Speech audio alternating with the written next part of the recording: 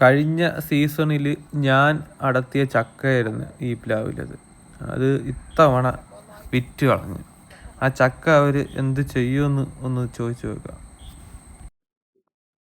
നിങ്ങൾ ഈ ചക്ക എന്ത് ചെയ്യും? പറ്റ ചിപ്സ് ഉണ്ടാക്കാൻ വേണ്ടിട്ട്. ഇത് തമിഴ്നാട്ടിലാ കൊണ്ടുപോലെ? ഇവിടെ തിരുവനന്തപുരത്ത് തന്നെ ഉണ്ട്.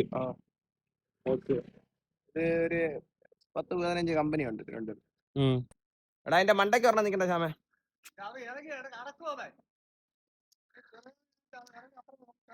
ഞാൻ തോട്ടയ്ക്ക് വലിക്കുമെന്ന് വിചാരിച്ചു, അതുകൊണ്ട്. ഗൾഫിൽ ലുലുവിൽ 100 ദിർഹംസ് വരെയാണ് ഒരു ചക്കയുടെ വില. ഇവിടെ നിന്ന് നമ്മുടെ കയ്യിൽ നിന്ന് അവർ വാങ്ങിയത് 10 രൂപയ്ക്കാണ് ഒരു ചക്ക വാങ്ങിയത്. എത്ര ഉയരത്തിൽ ചക്ക നിന്നാലും അവർ അടത്തിക്കോളും.